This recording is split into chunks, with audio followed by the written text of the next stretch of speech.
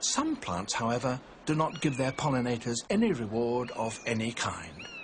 In the warmer parts of Europe lives a whole group that bamboozle their pollinators into thinking that they're going to get a really sensational reward, a sexual one.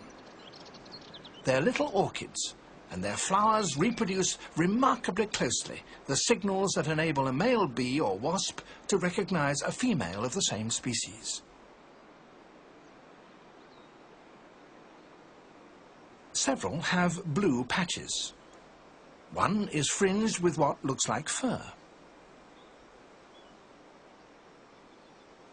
A wasp's wings, in the right light, do flash iridescent blue, and its abdomen is covered with thick brown fur.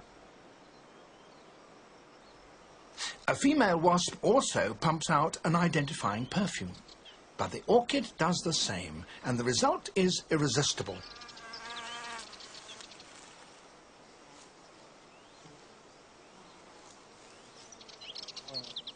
As the male wasp nuzzles forward in his attempts to mate, he butts the pollinia which stick to him like yellow horns.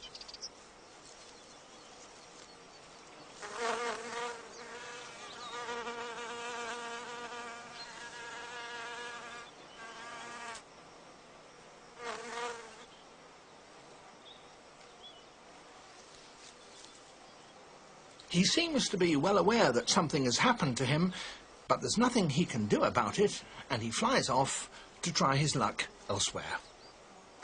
Which, of course, is what the orchid requires, because this time he deposits the pollen on another bogus female.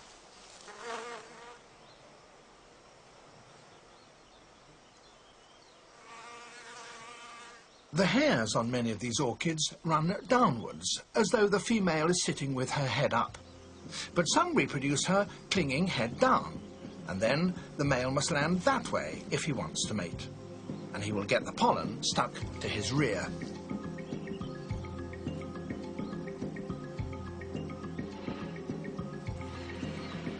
This one too seems fully aware that he's got rather more than he bargained for.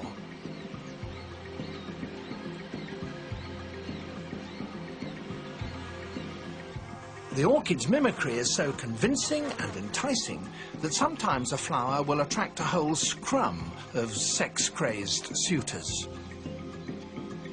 Some are trying to get to the orchid and will inadvertently deliver the pollen. Other males, since there seems to be a full house, attempt to mate with one another.